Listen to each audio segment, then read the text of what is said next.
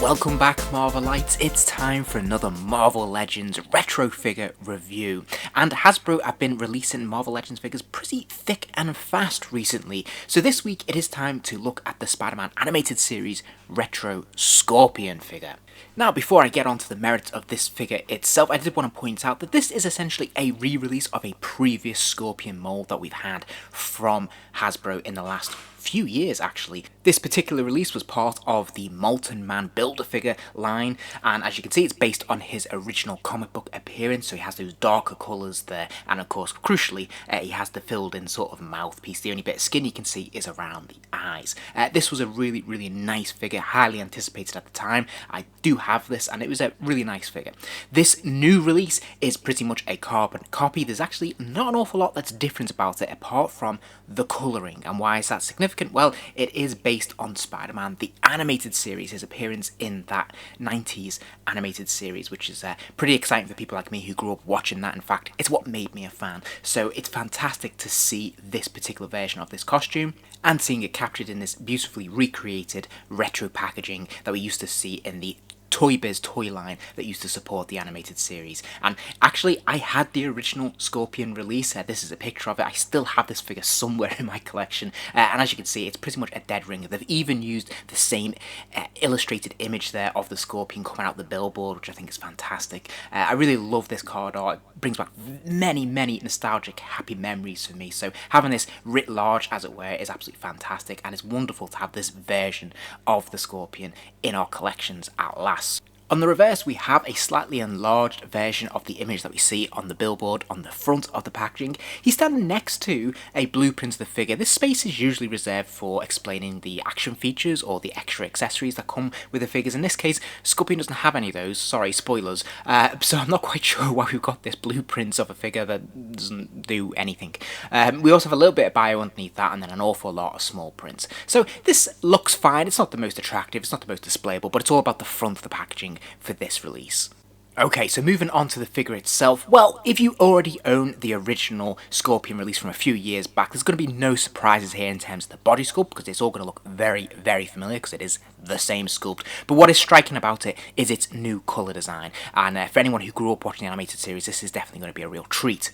In terms of the head sculpt, I actually think this is a really solid sculpt. I can't really fault it. It's got a really great scowling expression on his mouth, which I think is great. There's a lot of details, actually little wrinkles around the eyes, which are really fun. And I just think this is a really nice sculpt. Now, if you're wondering how he compares to the previous release, as you can see, there's a lot more paint apps used here. Obviously, it's a very different costume design, but there's a lot more colour in this face. The greens are much brighter. There's actually two shades of green. We can see a little bit of black in there. Of course, we have the details around the eyes, which I actually think are slightly better this time around, slightly more naturalistic, and of course we have the colours of the lips and whatnot. So I actually think this is probably a more attractive portrait, even though it is the same sculpt.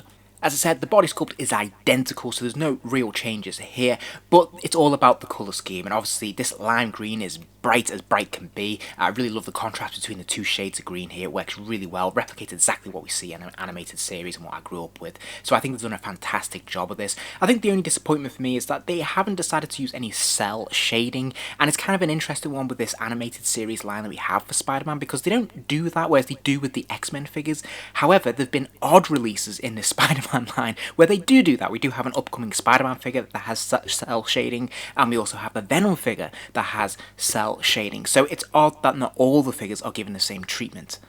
We will see more from the tail in a moment, but I did just want to point out that this is a bendy rubber tail, but it's quite solid. There is a wire inside, so you can pose it as we will see, but it's very stiff, and it does lead to some issues of balance, because it is going to be top heavy. It's going to always pull him to one side, so you're going to have to be careful when it comes to posing him, because it's always going to off-center him a little bit.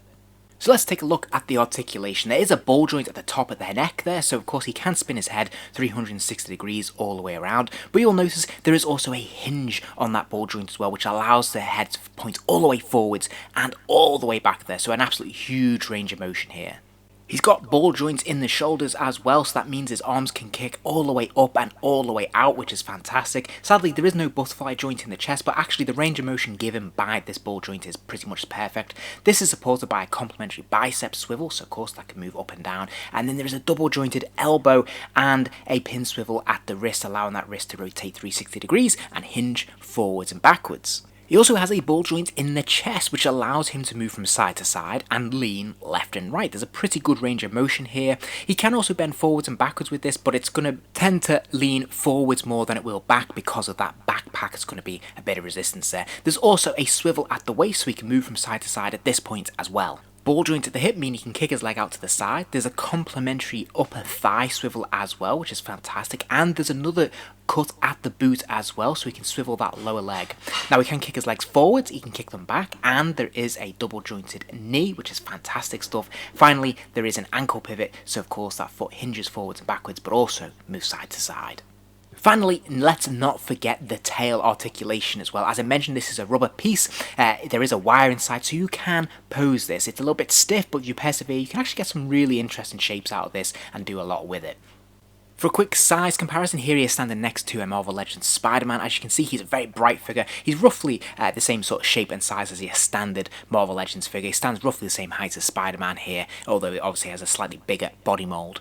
And here he is next to the recently released Marvel Legends Retro Lizard figure. So again, you can see they're roughly in scale with each other, and this looks perfectly appropriate. So then, final thoughts from me. Well, I'm going to give it 3 stars. Now, that's not to say that this is a bad figure by any stretch of the imagination, because it's actually a really, really good figure. I really like it. I love the articulation scheme. I love the colouring. I think it's really bright and fun and very nostalgic. So why the middling score? Well, I think for me, having already owned the previous release, there's something slightly disappointing that there's nothing really fresh or original about this particular release, apart from the paint scheme. Other than that, there's nothing else to really differentiate this and make it, like tempting for a second buy. So unless you really, really love the anime series like myself, I don't know if it's really worth you double dipping if you're quite happy with that first original release.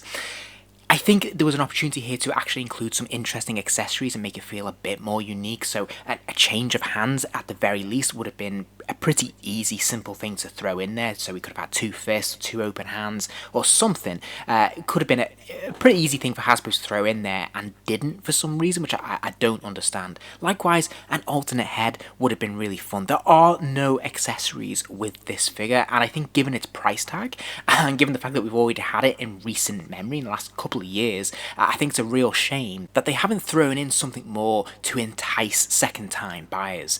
If we compare this release against the Lizard that was released just a couple of months before, the same price tag, but how much we got with that Lizard figure. We had all sorts of accessories, alternate heads, alternate hands, laboratory bits and pieces, and I'm sure there's people out there saying, well, yeah, but the Scorpion, what other accessories could you include? But as I said, even if it was just alternate hands and an alternate head sculpt, a yelling head, for example, that would have been fantastic. Maybe something different with the tail. I think there's different things they could have done to make this a more interesting release, more tempting. But, you know, as it is, I'm very happy because this is my actual ultimate preference when it comes to costume. This is the version I grew up with, and I have a real soft spot for it, so I'm happy to have it in my collection. I'm really glad to have it, but I do feel slightly shortchanged, and I think there should have been something a little bit extra with this release. If you enjoyed this video, please do give it a like, and remember to subscribe as there'll be plenty more videos soon.